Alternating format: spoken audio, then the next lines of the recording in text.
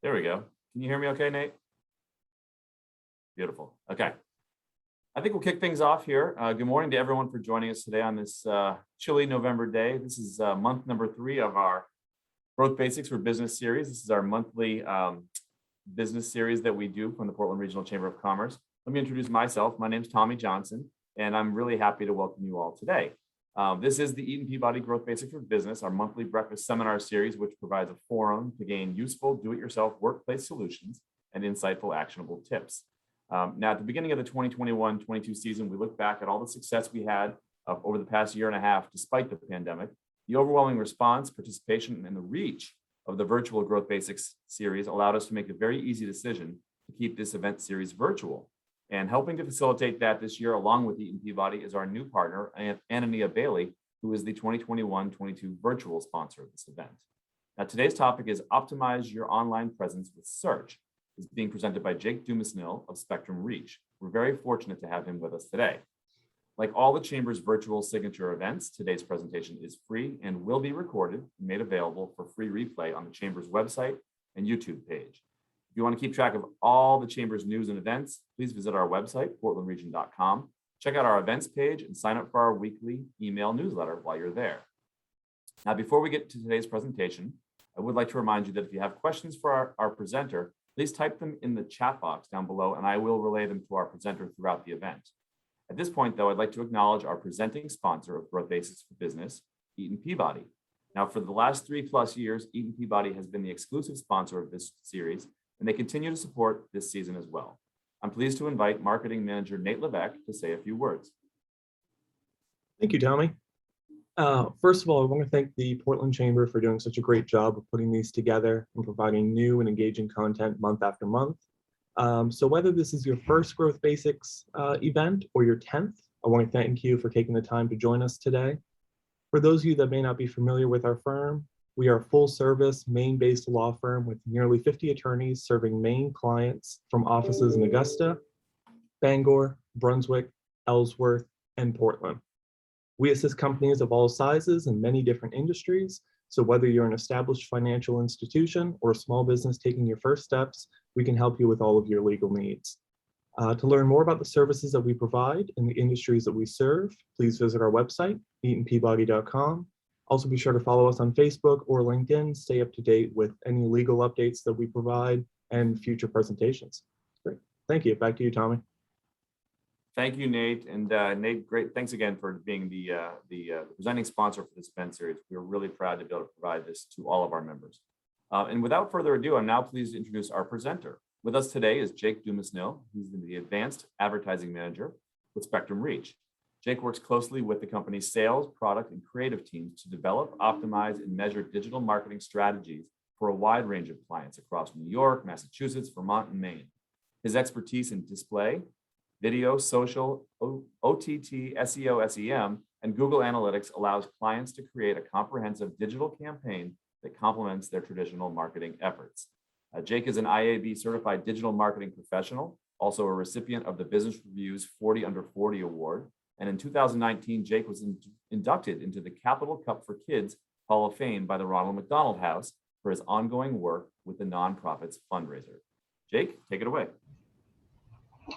Thanks, Tommy. I appreciate it. Audio sound good? Sounds great. Perfect.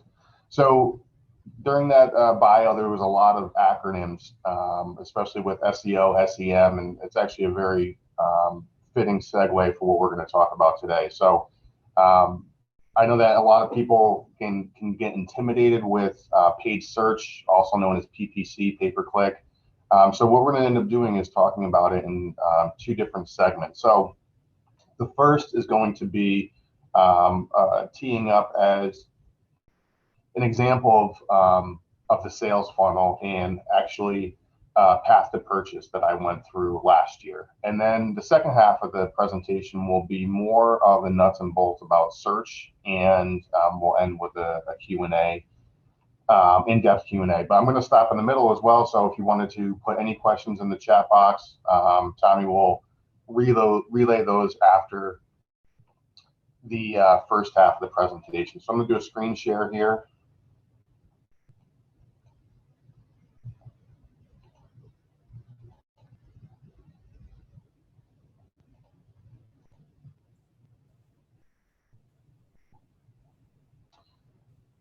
Jake, it looks good. So, Hey, Jake, can you hear me okay? Yep. What I might Yep. ask is if you can take it off presenter view if possible, because we're seeing your next slide as well. Gotcha. Yep. No big deal. Just take a second. That might be easier for people to be able to see the content. There we go. How's that?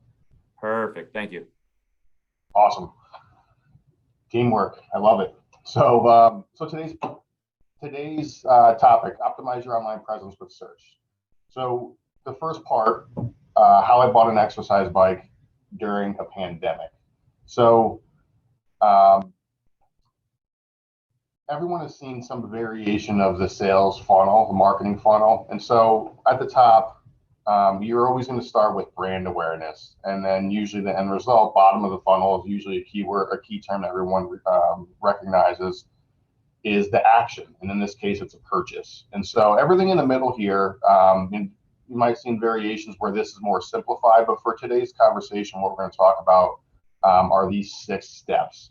So, and before I start this, I do need to preference. So I work for a large company. Spectrum Reach is the advertising arm of Spectrum, which is owned by Charter. And if anyone's ever worked for a large company before, you know there's a legal team involved, and there's a lot of sensitivities around using brands and so in other people's brands, more importantly. So as I was talking to Tommy this morning, I literally just got this deck finalized by our legal team yesterday afternoon, and so the first slide, I think you'll understand of how the legal team had their way with this deck is so we're not able to use the brand names in this presentation. So legal took some creative liberties, and so we're going to end up using Pelo Bike instead of the obvious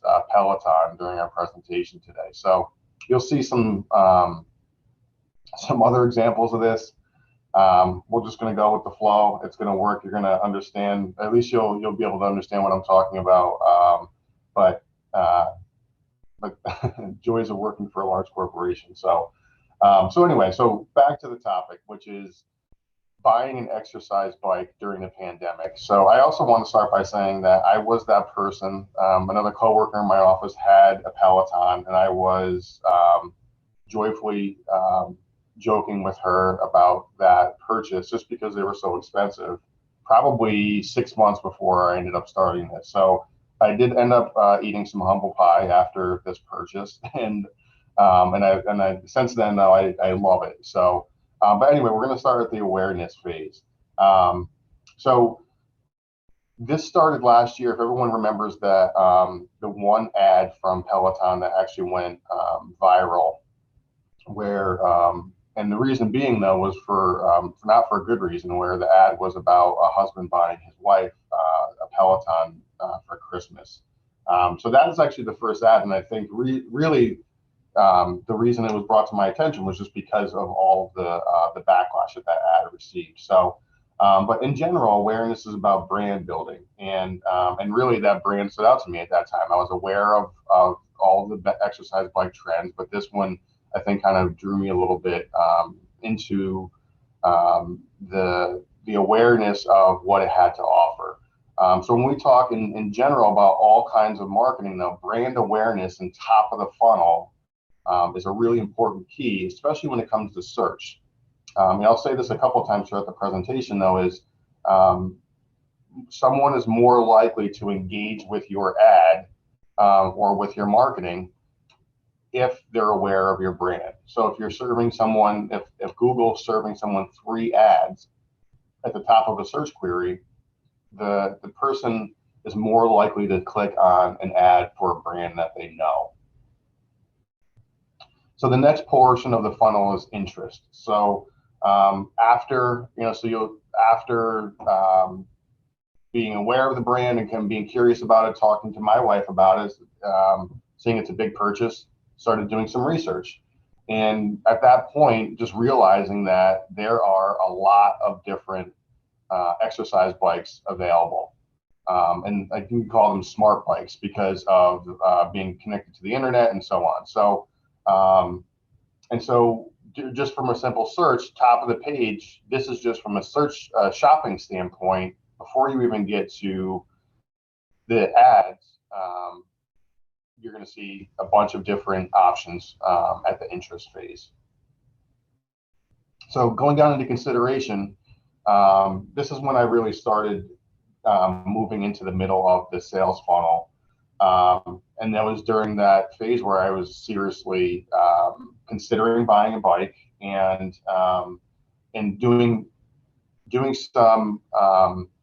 some due diligence on the pros and cons and the price points and getting as much data as I could.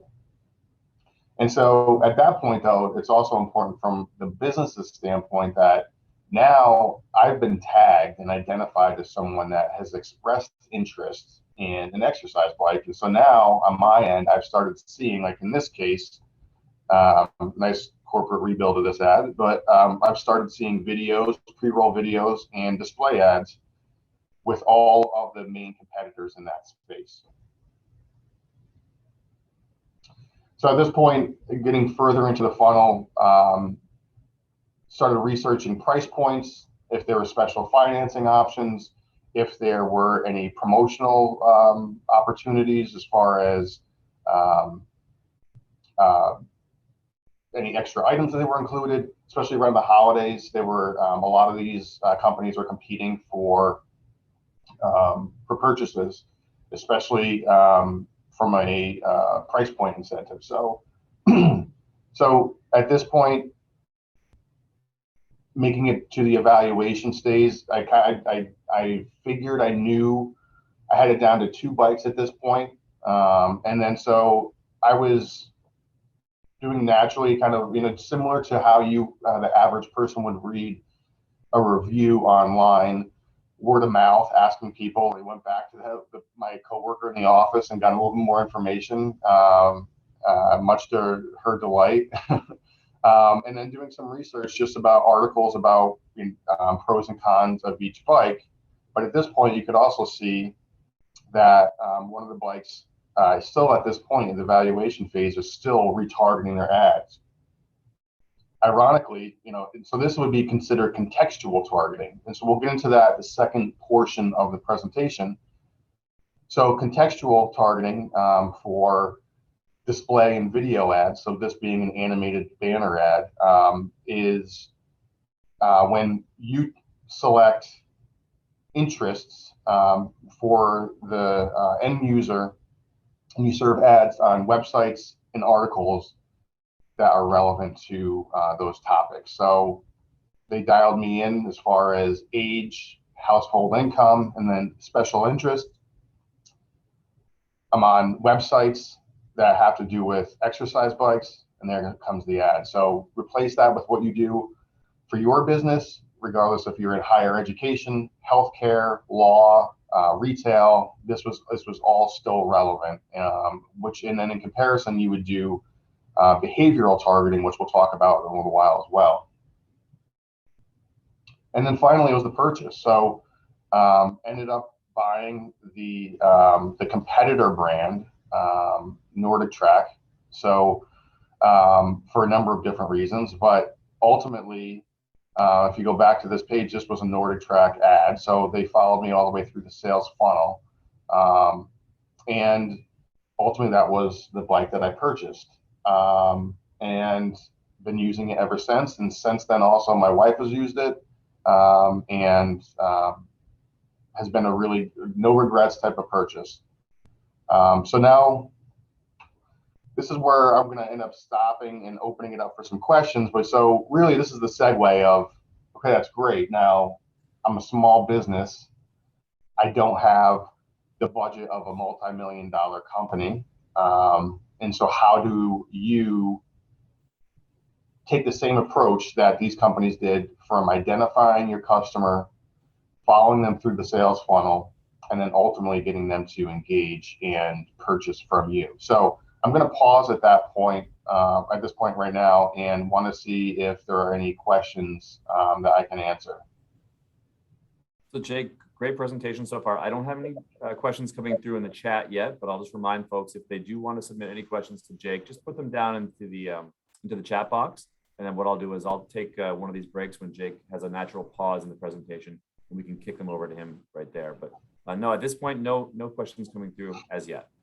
Okay, perfect. So we'll keep going.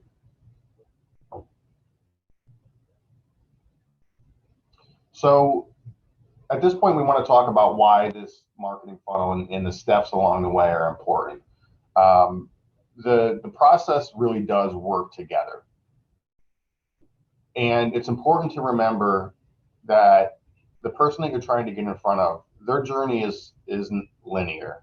It's not consistent. And what I like to, when we're building a strategy with our clients, I always try to position a way to say to them, put yourself in the consumer's shoes. Think about your average day, how many ads that you're getting served to yourself, or how many ads you're getting served throughout that day that you even recognize. And you can probably triple that number that you're getting served, and you're seeing them subconsciously. And so, which is even more of a reason to break through the clutter when it comes to creative and following the sales funnel path, because you're going to need multiple touch points. And it doesn't matter what industry you're in, what businesses you're in. I guess maybe if you're a deli and you're trying to get the lunch specials out for today, and you've got a very specific audience and you need to capture them between now and noontime, that's a different story. But if you're trying to get someone to apply for your college or fill out a form to learn for more information or inquire about a car, there are multiple touch points. And just think about yourself in that situation. Usually the first ad you're served doesn't result in you going to a site and creating an action initially. It's multiple touch points. So that's why I wanted to point out that this is extremely important from a multiple touch point and an overall strategy standpoint. And so that's the emphasis on why putting together a really well-rounded marketing plan will end up being the key to success. And so ultimately, having a team in place that can help you reach every step of the sales funnel, or at least as many touch points as possible, is very important. And so this isn't a plug for Spectrum. This really comes down to anything your internal team, if you're working with an agency, it really just makes sure that you have everything that you need, a well thought out plan, but customizing along the way too. It's just like the customer's journey isn't linear. Your marketing plan should be fluid as well. Multiple measurement points, being able to pivot and adjust as needed. So multiple steps along this process. We're going to talk about 4 in particular. TV. This is really a lot of your top of the funnel brand awareness. And like mentioned before about the top 3 search ads and someone clicking on an ad for a brand that they're recognized. TV is one of the best ways, and it's honestly, this is before my time at Spectrum. When I worked in agency life, TV was always part of our mix for that same exact reason. Helps build brand awareness, and usually you can relate a TV campaign to the success of a search campaign as well. Contextual targeting from a video and display standpoint. Contextual is what we talked about a little while ago. Being able to serve a video, online video or display ad to someone reading content that's similar to what you're trying to target. And you put the demo parameters around that, age, gender, education, household income, and so on in a specific geography. If they're reading content or on a website that matches your contextual targeting, then they get served that ad. Addressable is the behavioral side that we were talking about, and this is intent. This is previous behaviors, and so it doesn't matter which website that your target audience is on. You've already identified the person, and we know that household or that person has a history of buying exercise bikes online, or has a college-aged person and is actively applying to colleges, whatever the situation might be, has previously bought Broadway tickets, whatever it might be. Behavioral is something that is a different way to target. Behavioral is also one of the targeting options that will likely be going away in the coming year when it comes to cookieless targeting. So if you have any questions about that, we can discuss that later on. There are ways around this with first-party data, but the behavioral targeting, as we know it, is going to be going away because of the new privacy laws going into, or rules going into effect. And then finally, search. And so search is a user-generated platform. So it's important to be active. You never want to be dark in your search campaigns, just because you never know when that person is going to be searching for your goods or services. And I did have some nice logos associated with this over here, but we'll end up just associating the color. So so I think this is one of the eye-opening. So I think there's probably, when we talk to clients about search, they just assume that Google is the behemoth in the space, which they are, but I don't think they understand the importance of Bing and Yahoo, which is Microsoft and Verizon. And so even though that Google still dominates the space, so almost 62% in that space, I think probably in its heyday, Google was closer to 70, 80%. But really, Microsoft has carved a huge chunk into this just because of the Windows operating software in their laptops and Android devices and so on, and Verizon with Yahoo. The two of them, you'll see Bing and Yahoo associated together a lot, and they do make up a good 30+%, 35 on average % of the search space. And so if you equate it to running an advertising campaign, if you're going to, you would never run an advertising campaign in general 60% of the time. You would want to be able to run it 100% of the time. And so basically, if you're only advertising on Google, what that means is that you're going to be dark 3 days a week, essentially, because what you want to be able to do is be around, be available, top of mind anytime someone's searching for your ad. And so by combining Google, Yahoo, and Bing, you're going to be covering the space a lot more efficiently. And then the other important part too is, from a strategy of Yahoo and Bing, it's a less congested space, and so you'll see higher returns for the same amount of money in that space. Now, I don't recommend just advertising in Yahoo and Bing. It's the importance of having a well-rounded approach, what we talked about in the previous slides. And so in the case of Spectrum, when we run a paid search campaign, we're running all three of those platforms in our clients' campaigns. And so I'm going to breeze through this quickly. This gets in the weeds a little bit, but I think everyone probably knows the higher level details of what a paid search ad is. You'll notice on the previous pages, shopping showed up on top here. If you're putting in an item that someone can compete in from a shopping space, that option will be up top. This is an example from an auto dealership.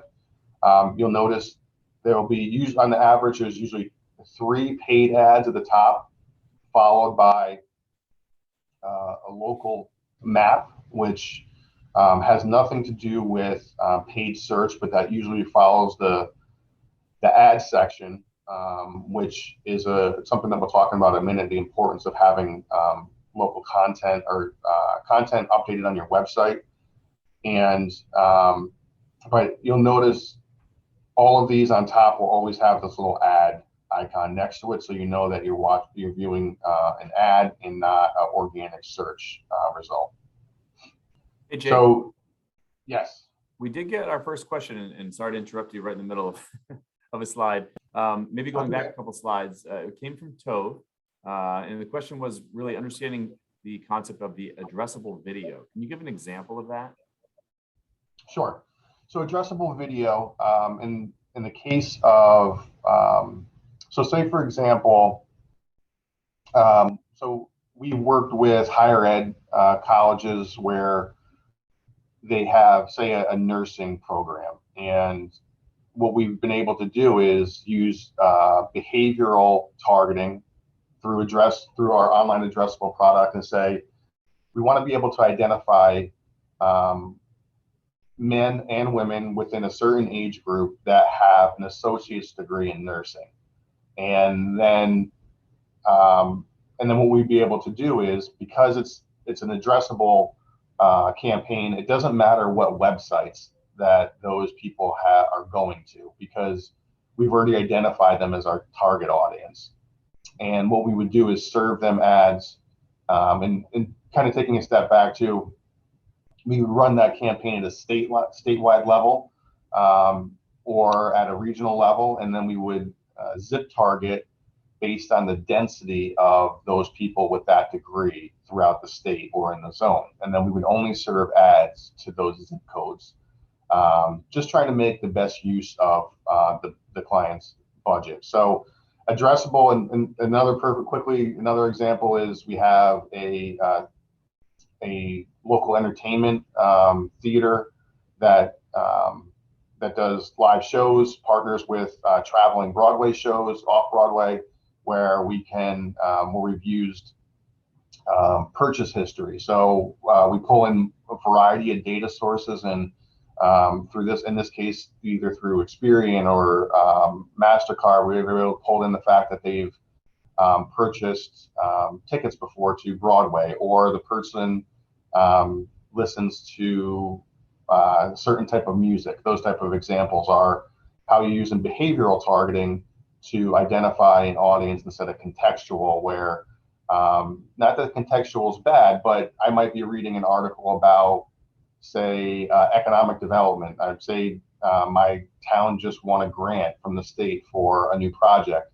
That doesn't mean that I'm a developer or that I'm interested in investments, but that means that but I might get served an ad from a client that might be interested in that. So it's just one additional way to reduce waste and get more granular when it comes to your targeting.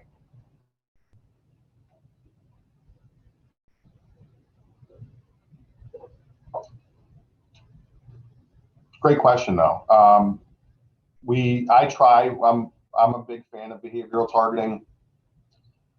We can talk a little bit more at the end of the presentation about first-party data, but really, when cookieless targeting becomes a thing in the future, first-party data will end up becoming even more valuable than it is right now. So going back to search, and as far as the logistics of how search works, paid search, pay-per-click, it's an auction environment. And so it literally, as you would think it is, companies are competing in real time for keywords in certain geographies.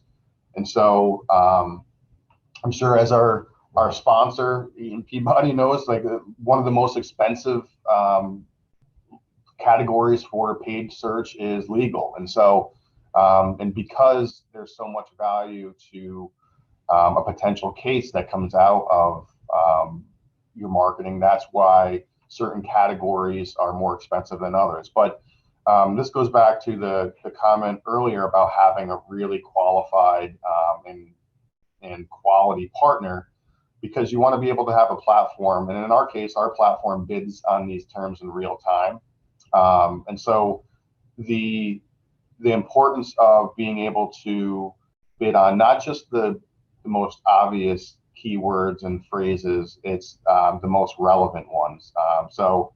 And finding that niche of sending the most relevant traffic to your website, not the most expensive traffic. And so costs can go up and down based on a number of things. And so these are all factors. And the reason I say this is if you reached out to anyone for a search estimate, so say you're considering running paid search, the vendor, your partner would end up giving you an estimate. If you said, hey, I'm going to bring it back to the team, and then a month later you came back and said, hey, we want to move forward with it, there's a very good chance that search estimate is probably outdated by now. And it's not going to be swinging up and down by a huge percentage, but it takes into all of these situations. And the same thing once your campaign goes live. You'll notice there's certain metrics that including impression share, which means basically how much competition is in your marketplace and how much of it that you own. And so you'll notice that impression share can go up and down in any given month. And especially if it goes down, that's a first indication to us that a competitor has come into the marketplace or has started increasing their share by adding budget to their campaign. So this is the part I'm talking about that gets really into the weeds. Yep. Jake, sorry, I've got questions flowing in now, so I didn't know if this is the right time to answer. And if you want to, let me know. But we did get another question that came in from Colin, and it said, how do you obtain these people information? So I guess the people that you're targeting to send direct advertising to, how do you obtain that information? How do we obtain the data? Yes. Sure. So just in the case of Spectrum, and this is pretty similar, I think, across the board with digital marketing agencies and vendors, is that so Spectrum has our own first-party data, which would be similar to, say, you're a grocery store and you have a shopper's card, where we know, because Spectrum is the cable and internet provider, we have first-party data because they're our customers. So we send them a bill every month, so we know what their home address is, and we set their IP address if they have internet with us. So those are two key factors from an accuracy standpoint. And then what we do is we pull in second and third party data. So if anyone's interested after the fact, I can send over a slide that shows probably the most well-known ones, but Experian, Equifax, LiveRamp, probably 24 that we use the most frequent, but they're all top data sources that we pay access for. We have healthcare, HIPAA compliant data sources, and what we do though is pull that in and layer that on top of, in the first party case, of the person's home address to do a one-to-one match. And so I say this not to kind of as an exaggeration, but there's been very few situations. I've been in the Spectrum for 5 years now. There's been very few situations where a client has come to us and said, I want to get in front of this kind of person in this area, and we haven't been able to figure it out. We have, and it's kind of like it's not that it's like you should worry about like a Big Brother kind of scenario. Everything is anonymous data, but using the household level information, the address, the IP address, and so on, to build a device graph in the house, so we understand how many devices are there and so on. But I mean, even from an auto dealership standpoint, or say you're a wealth advisor and you say, hey, you know what, I just want to send ads to people in this area that have a net worth of X amount of dollars and have a luxury vehicle in their garage. And as crazy as that sounds, we're able to do that pretty accurately. So the one advantage that we have though is that first party data.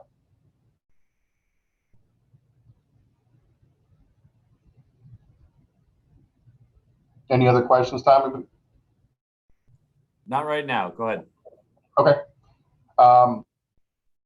So from a search standpoint, as far as like what goes into determining, there's a number of different factors, but basically the price that you're willing to pay for a certain keyword, which our system uses AI to set certain parameters. this quality score that's 100% on the client as far as their website goes. And so there's a number of different factors that all of these, especially Google, puts into this. There are multiple websites where you can check your quality score and give you recommendations on how to improve that. And again, that's something, if you're interested in that, just let me know. And then all of these type of things determine your ad ranking. Now, Google in particular being the most well-known, they never release the details behind their algorithm. They do send out updates on what is more important than others when it comes to certain factors that will impact your ranking, but they will never give out the exact algorithm. The other thing that I didn't mention earlier that is steadily becoming important and probably will continue to increase over the next 3 to 5 years is voice search. And so when I say that, what I mean is, especially when it comes to Bing and Yahoo, they power a lot of the smart devices in our home. And so the voice search portion of paid search is going to increase to a point where you'll end up having to update the way that your content reads on your website, more naturally speaking. Also answering questions the way someone would ask them, which comes back to your content on your site. All of these factors combine to a really, so I guess like the simplest way, when I evaluate a new campaign for paid search, the first thing I do is go to the client's website and I make sure that they have enough relevant copy on their site, and help and identify any areas that might be falling short that would kind of negatively impact their ability to have a high quality score.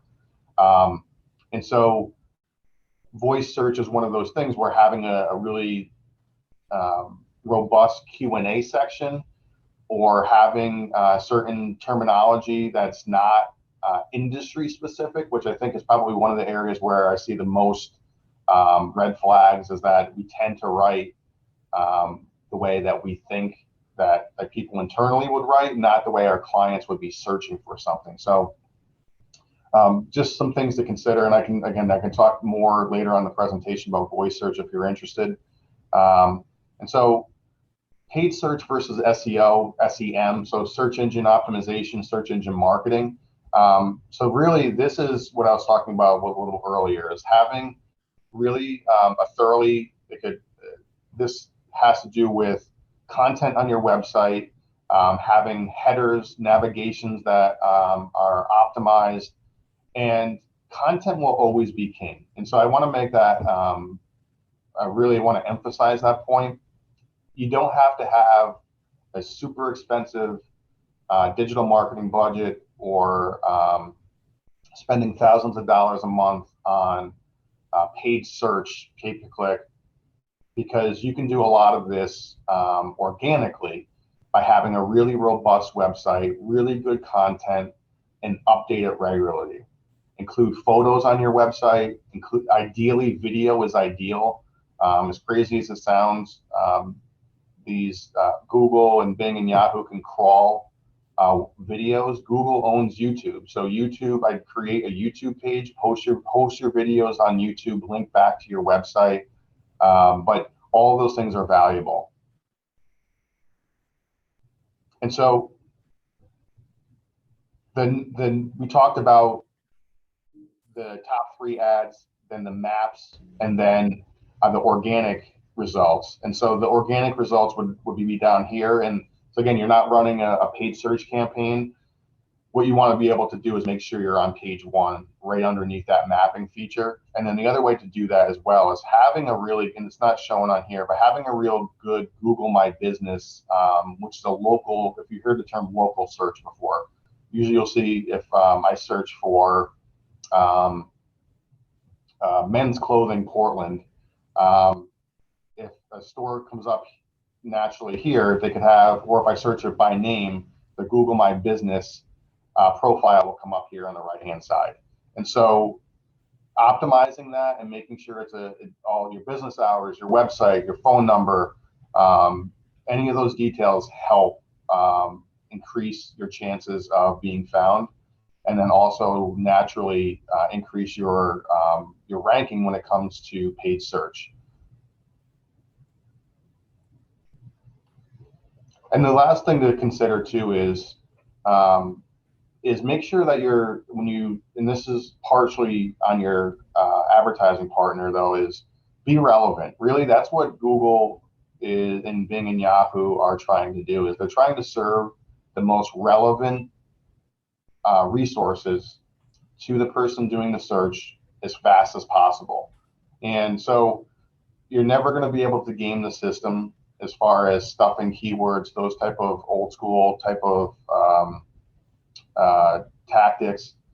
That's why I mentioned having as much unique content posted to your website or your blog, include social media as frequently as possible. All of those things over time will help naturally increase your web ranking, and then if you're running a paid search campaign, will help that campaign as well.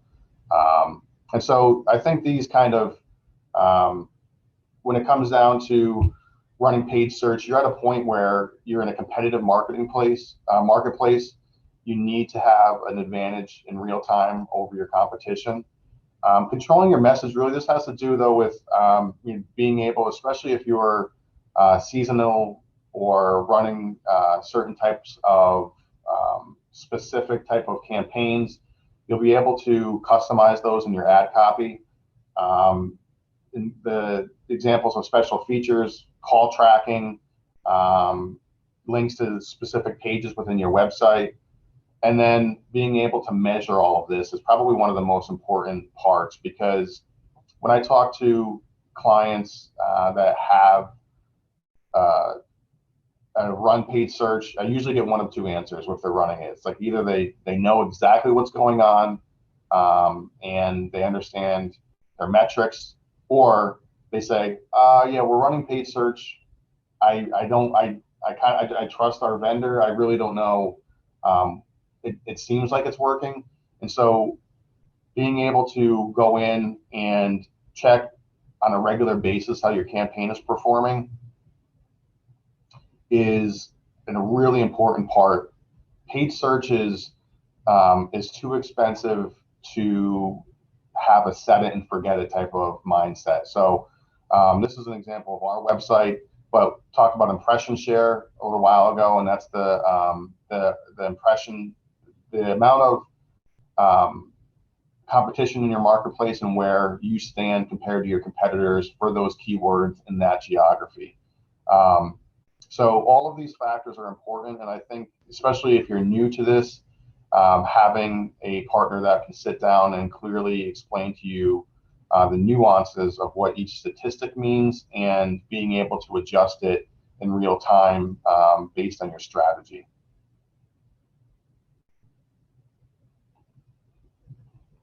With that in mind, just some questions that if you're considering paid search or if you're running a campaign, you're not sure how it's performing.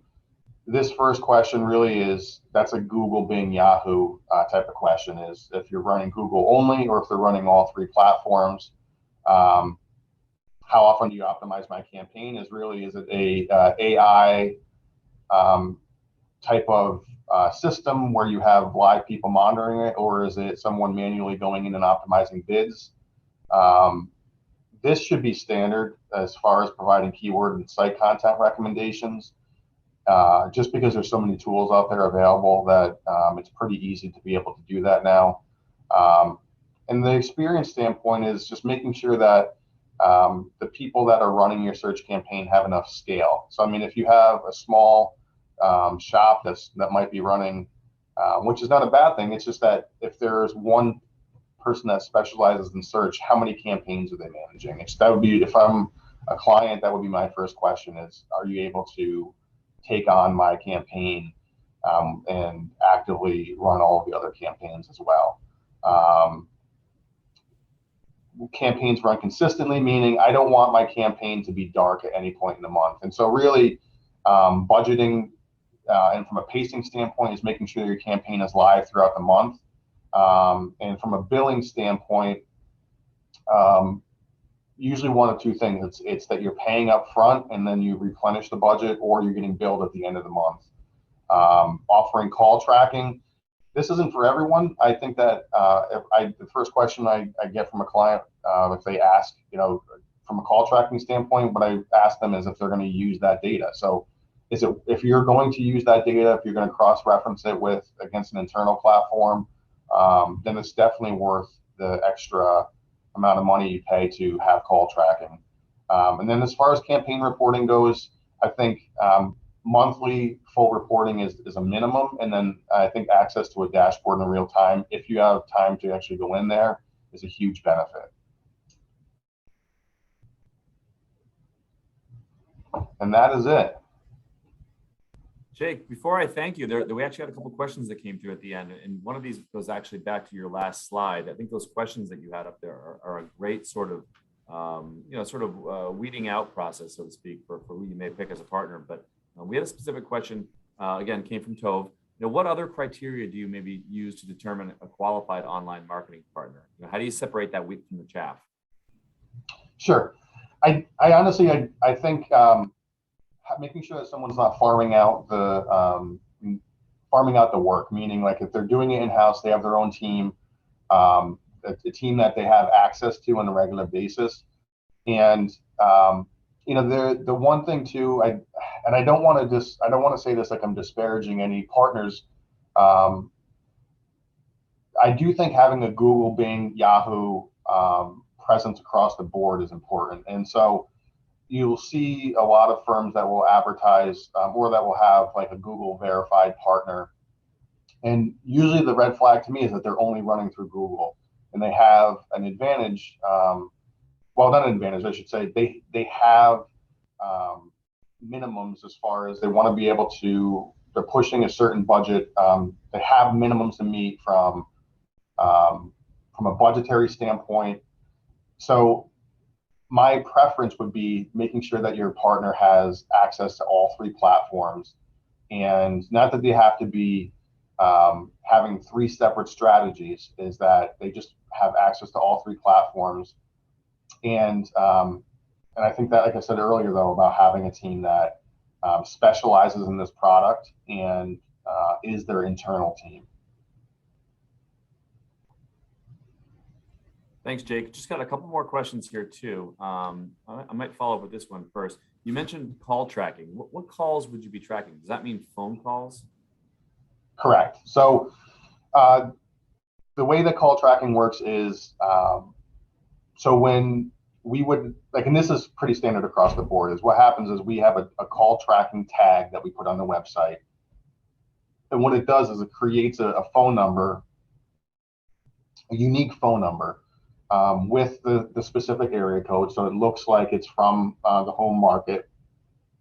And then if someone goes to that site through the search ad, or gets retargeted after that ad again, that specific call tracking phone number will come up on their website. And so what that means is someone clicks on that ad, on the back end of the dashboard, you're able to see the person's name, for the most part, the person's name, the phone number, where they called from, and the duration of the call. Certain call tracking features can also record the phone call as well for internal purposes. There's usually some hesitation in the area of healthcare and so on from like a HIPAA standpoint, but for the most part, that's usually an option as well. But the value to that is, especially if you have an internal database, be able to cross-reference to say, okay, well, this phone number called, and did they end up becoming a client, or did they end up purchasing something at some point? Excellent. And Jake, we just have one last question. It's a little specific, but it may delve into some of those areas where people might need some ways to navigate around some of the limitations that you face with Google and other platforms. This one came from our friend Ann Ryan. She said her product is online classes for people with intellectual disabilities. They received a grant from Google for advertising, but Google's policy prevents ads targeting people with disabilities or caregivers. Do you have any suggestions or workarounds for this? That's a tough one. I do think that we would probably want to sit down and kind of go through some research of maybe being able to identify the caregiver or the influencer in the household. But a perfect example is when you're running paid social ads. So on Facebook or Instagram, Facebook has restricted ad categories. And so take a perfect example is, we run paid social campaigns for senior living communities, and housing is a restricted ad category from a discrimination standpoint. But that's a Facebook role. And so if I run a paid social campaign for one of my senior living communities, one of the defaults is that I can't target by age. So the default is 18 to 65 plus. So I'm running a senior living campaign, and the demo is 18 to 65. So what we try to do is come in and is the workaround on that is trying to come up with specific audience interests. Again, going after or trying to target the caregiver in the home, or maybe someone that has influence or decision maker. And the creative in that case is very important, is that we make sure that the creative is spot on, really strong call to action. And so unfortunately, I don't have an exact answer as far in that specific case without probably sitting down and doing a little bit more homework on it. But I do think there's probably ways to strategically pull that off. But it's unfortunately the contradiction from Google's standpoint, where you're not able to directly able to target that type of household.